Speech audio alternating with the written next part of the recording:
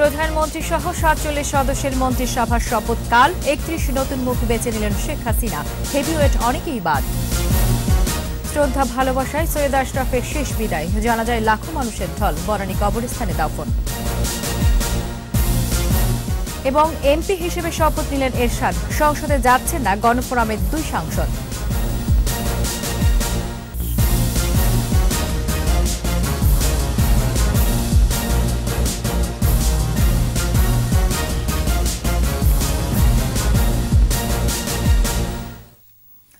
শুনছিলেন first security ইসলামী bank limited সংবাদ শিরোনাম। আমন্ত্রণ জানাচ্ছি রাত ৯টার ২১ সংবাদে। আপনাদের সাথে আছি আমি সাবরিনা মমতাজ।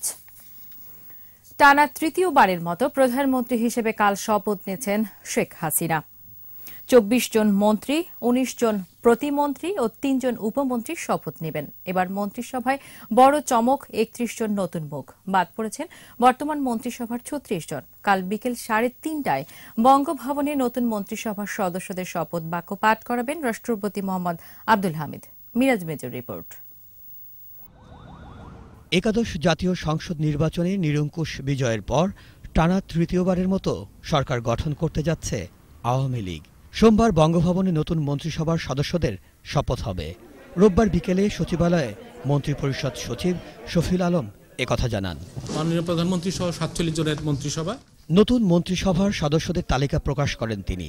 এর মধ্যে মন্ত্রিপরিষদ বিভাগ জনপ্রশাসন মন্ত্রণালয়, প্রতিরক্ষা মন্ত্রণালয়, সশস্ত্র বাহিনী বিভাগ, বিদ্যুৎ জ্বালানি ও খনিজ সম্পদ মন্ত্রণালয় এবং মহিলা ও শিশু বিষয়ক মন্ত্রণালয় থাকবে প্রধানমন্ত্রী শেখ হাসিনার হাতে।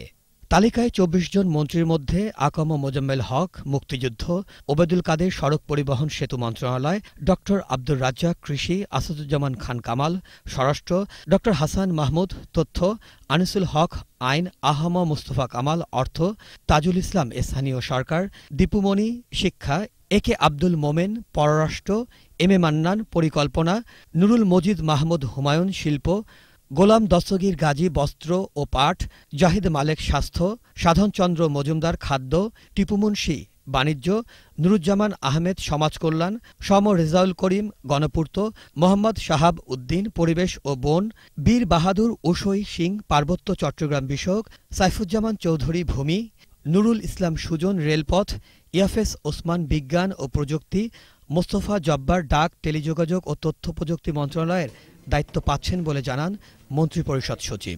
টেকনোক্র্যাট মন্ত্রী হিসেবে ডাক, টেলিযোগাযোগ ও তথ্য প্রযুক্তি মন্ত্রণালয়ে ওনাকে পুনরায় দায়িত্ব দেওয়া হয়েছে। ১৯ জন প্রতিমন্ত্রীর ডাক যারা পেয়েছেন তারা হলেন কামাল আহমেদ মজুমদার শিল্প, ইমরান আহমেদ প্রবাসী কল্যাণ, জাহিদ আহসান রাসেল যুব ও ক্রীড়া, নসরুল হামিদ বিপুল বিদ্যুৎ ও জ্বালানি, আশরাফ আলী খান খসরু মৎস্য ও প্রাণী সম্পদ, মুন্নুজান সুফিয়ান শ্রম, খালিদ মাহমুদ চৌধুরী নৌ পরিবহন, জাকির হোসেন প্রাথমিক ও গণশিক্ষা, শাহরিয়ার আলম পররাষ্ট্র, জুনায়েদ আহমেদ পলক তথ্য যোগাযোগ প্রযুক্তি, ফরহাদ হোসেন জনপ্রশাসন, স্বপন ভট্টাচার্য স্থানীয় সরকার, জাহিদ ফারুক পানি সম্পদ, মোহাম্মদ মুরাদ হাসান স্বাস্থ্য, শরীফ আহমেদ সমাজ কল্যাণ, একেএম খালিদ সংস্কৃতি, এনামুর রহমান দুর্যোগ ব্যবস্থাপনা ও ত্রাণ, মাহবুব আলী বিমান, শেখ মোহাম্মদ আবদুল্লাহ ধর্ম। টেকনোক্র্যাট কোটায় শেখ মোহাম্মদ আবদুল্লাহ ধর্ম বিষয়ক মন্ত্রণালয়ের মাননীয় প্রতিমন্ত্রী। এই মিলে ১৯ জন প্রতিমন্ত্রী। এছাড়া উপমন্ত্রী হিসাবে থাকছেন হাবিবুন নাহার পরিবেশ, একেএম এনামুল হক শামীম পানি সম্পদ, মহিবুল হাসান চৌধুরী নওফেল শিক্ষা। এদিকে বর্তমান মন্ত্রিসভা থেকে যে ৩৬ জন বাদ পড়েছেন তার মধ্যে হেভিওয়েট নেতা রয়েছেন অন্তত ১০ জন। আগামীকাল ৩:৩০টায় বঙ্গভবনের শপথ অনুষ্ঠান হবে। মিরাজ মিজু, ২১ টেলিভিশন, ঢাকা। আওয়ামী লীগের সাবেক সাধারণ সম্পাদক ও জনপ্রশাসন মন্ত্রী সৈয়দ আশরাফুল ইসলামের প্রথম নামাজে জানাজা অনুষ্ঠিত হয়েছে। জাতীয় সংসদ ভবনের দক্ষিণ প্লাজায় অনুষ্ঠিত জানাজায় অংশ নেন রাষ্ট্রপতি মোহাম্মদ আব্দুল হামিদ, সংসদ সদস্য, মরহুমের সহকর্মী ও শুভানুধ্যায়ীরা। শ্রদ্ধা জানান প্রধানমন্ত্রী শেখ হাসিনা। পরে কিশোরগঞ্জ ও ময়মনসিংহে জানাজা শেষে তাকে বনানী কবরস্থানে দাফন করা হয়েছে। ইয়াকুব হোসেন লিটনের ক্যামেরায় বিস্তারিত জানাচ্ছেন আকবর হোসেন সুমন। জাতীয় সংসদের আঙিনায় প্রিয় নেতা বর্ষিয়ান রাজনীতিক সৈয়দ আশরাফুল ইসলামের মরদেহ। শোক বিহ্বল শুভানুধ্যায়ীদের স্রোতেই প্রকাশ পায় রাজনৈতিক আদর্শে জনপ্রিয়তার শীর্ষে ছিলেন সৈয়দ আশরাফ। জাতির জনক বঙ্গবন্ধু শেখ মুজিবের সোনার বাংলার একজন কারিগর সৈয়দ আশরাফের জানাজায় অংশ নেন বর্তমান ও সাবেক মন্ত্রী, সাংসদ, দলের নেতাকর্মী সহ অসংখ্য শুভানুধ্যায়ী।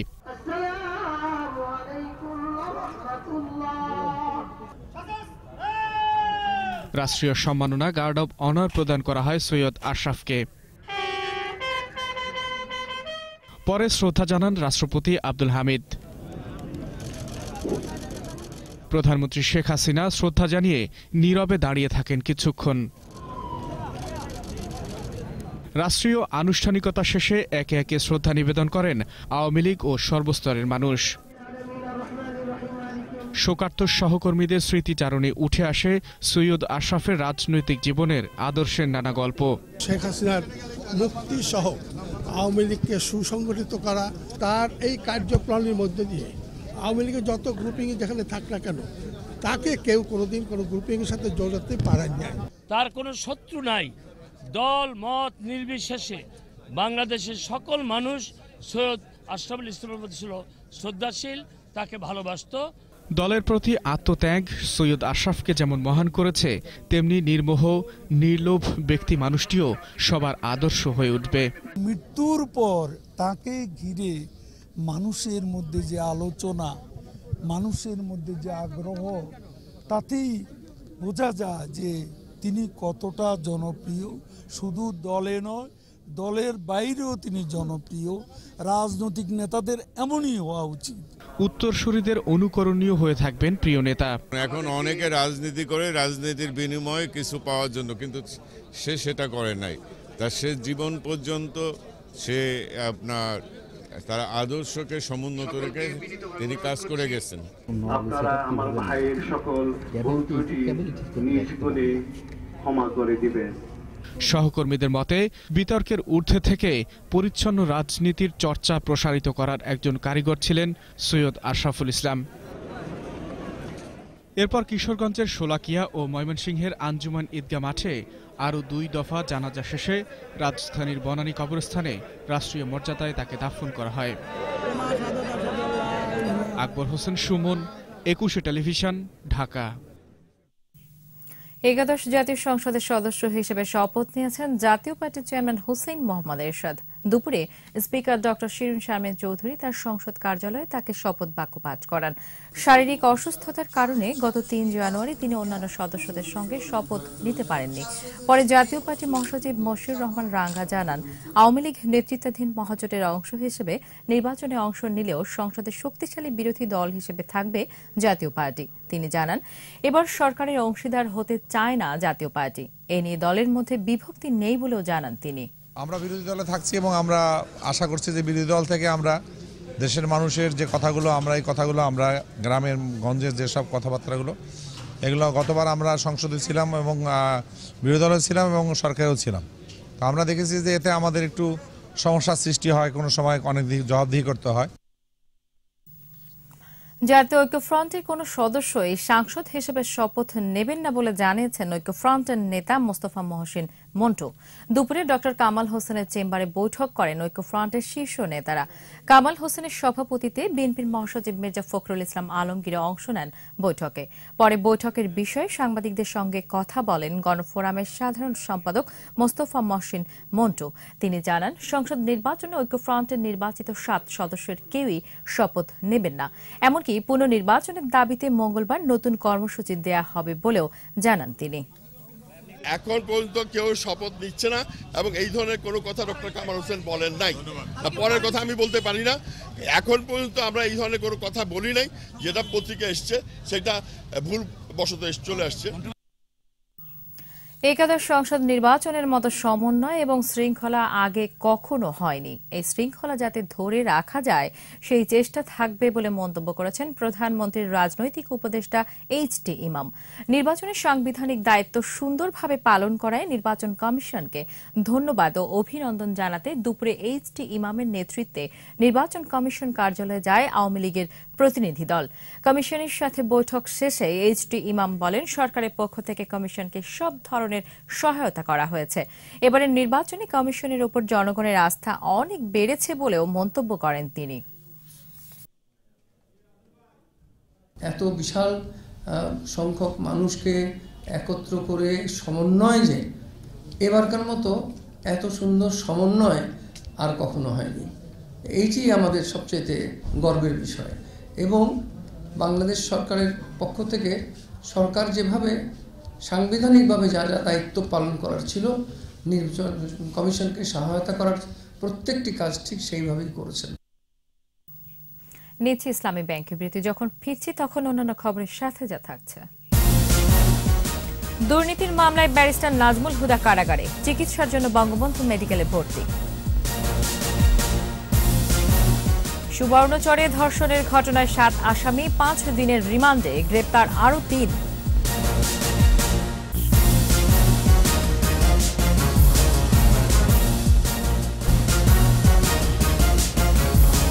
আবারও আমন্ত্রণ রাত 9:21 সংবাদে। দুর্নীতি দমন কমিশনের দায়ের করা মামলায় সাবেক যোগাযোগ মন্ত্রী ব্যারিস্টার নাজমুল হুদাকে কারাগারে পাঠানোর নির্দেশ দিয়েছেন আদালত। দুপুরে নাজমুল হুদা আত্মসমর্পণ করে জামিন আবেদন করলে ঢাকার বিশেষ জজ আদালত 2-এর বিচারক এইচ রুহুল ইমরান তার জামিন আবেদন নামঞ্জুর করে কারাগারে পাঠানোর আদেশ দেন। একই সঙ্গে বঙ্গবন্ধু মেডিকেল কলেজ হাসপাতালে চিকিৎসার আবেদন মঞ্জুর করেন আদালত। এছাড়া তাকে কারাগারে ডিভিশন দেওয়ারও আদেশ দেওয়া হয়েছে। গেল নভেম্বরে নাজমুল হুদাকে 4 বছরের কারাদণ্ড দিয়ে হাইকোর্টের দেয়া রায়ের পূর্ণাঙ্গ অনুলিপি প্রকাশিত হয়। রায়ের কপিটি বিচারিক আদালতের হাতে পৌঁছার 45 দিনের মধ্যে তাকে আত্মসমর্পণ করতে নির্দেশ দিয়েছিলেন হাইকোর্ট। ঢাকা বিশ্ববিদ্যালয় কেন্দ্রীয় ছাত্র সংসদ নির্বাচন অনুষ্ঠানে হাইকোর্টের দেওয়া রায় স্থগিত আদেশ তুলে নিয়েছেন আপিল বিভাগ। ফলে চলতি বছরের মার্চ মাসে ডাকসু নির্বাচন অনুষ্ঠানে আইনগত বাধা নেই বলে জানিয়েছেন আইনজীবী মঞ্জিল মোরশেদ। এক রিটের প্রেক্ষিতে গত বছরের 17 জানুয়ারি ডাকসু নির্বাচন বিষয়ে রায় দেন হাইকোর্ট। এতে 6 মাসের মধ্যে ডাকসু নির্বাচন অনুষ্ঠানের ব্যবস্থা নিতে কর্তৃপক্ষকে বলা হয়। রায় স্থগিত চেয়ে লিপ্ট আপিল করে বিশ্ববিদ্যালয় কর্তৃপক্ষ। গত বছরের 1 অক্টোবর চেম্বার বিচারপতি হাইকোর্টের রায় স্থগিত করে বিষয়টি আপিল বিভাগের নিয়মিত বেঞ্চে শুনানির জন্য পাঠান। এর ধারাবাহিকতায় আবারও বিষয়টি শুনানির জন্য ওঠে।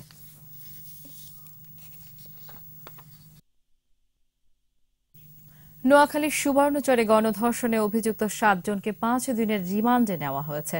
আটক করা হয়েছে আরও 2 আসামিকে। এ নিয়ে 10 আসামি গ্রেপ্তার হল। জেলার 2 নম্বর আমলি আদালতের বিচারক নবনীতা গুহ রিমান্ডের আদেশ দেন।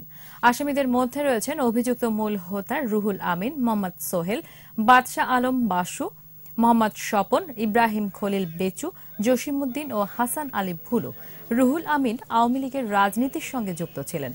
ঘটনার পরপরই তাকে দল থেকে বহিষ্কার করা হয়। এদিকে আজ ফেনীর সুলতানপুর থেকে সালাউদ্দিন নামে একজন এবং সুবর্ণচর থেকে আব্দুল ও মুরাদ নামে আরও 3 জনকে আটক করা হয়।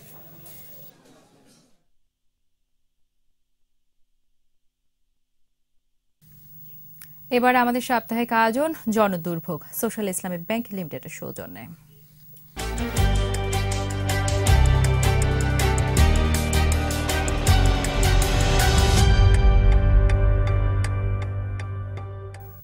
দীর্ঘদিন সংস্কার না হওয়ায় দিনাজপুরের হাকিমপুর পৌরসভার সড়কগুলো চলাচলের অনুপযোগী হয়ে পড়েছে।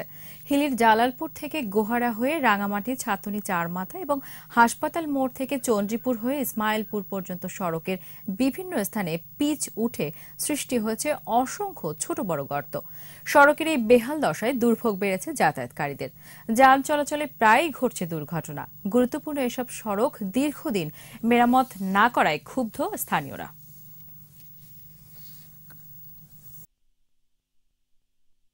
ফার্স্ট সিকিউরিটি ইসলামী ব্যাংক ও বেগম রোকেয়া বিশ্ববিদ্যালয় রংপুরের মধ্যে টিউশন ফিস আদায় সংক্রান্ত চুক্তি সই হয়েছে। ফার্স্ট সিকিউরিটি ইসলামী ব্যাংকের প্রধান কার্যালয়ে ব্যাংকের ব্যবস্থাপনা পরিচালক সৈয়দ ওয়াসেক মোহাম্মদ আলী ও বেগম রোকেয়া বিশ্ববিদ্যালয়ের উপাচার্য প্রফেসর ড নাজমুল আহসান কলিমুল্লাহ নিজ নিজ প্রতিষ্ঠানের পক্ষে চুক্তি সই করেন। অনুষ্ঠানে উপস্থিত ছিলেন ফার্স্ট সিকিউরিটি ইসলামী ব্যাংকের অতিরিক্ত ব্যবস্থাপনা পরিচালক আব্দুল আজিজ, উপব্যবস্থাপনা পরিচালক মোহাম্মদ জহুরুল হক, বেগম রোকেয়া বিশ্ববিদ্যালয়ের প্ল্যানিং অ্যান্ড ওয়ার্কস কমিটির সদস্য আর্কিটেক্ট মঞ্জুর সহ ঊর্ধ্বতন কর্মকর্তারা। আর এরই সাথে শেষ করছি রাত 9:21 সংবাদ। তবে যাবার আগে ফার্স্ট সিকিউরিটি ইসলামী ব্যাংক লিমিটেড সংবাদ শিরোনামগুলো আরও একবার।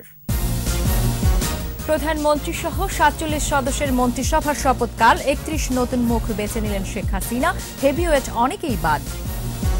শ্রদ্ধা ভালোবাসায় সৈয়দ আশরাফের শেষ বিদায়ে জানাজায় লাখো মানুষের ঢল, বনানী কবরস্থানে দাফন। এবং এমপি হিসেবে শপথ নিলেন এরশাদ, সংসদে যাচ্ছেন না গণফোরামের 2 সাংসদ।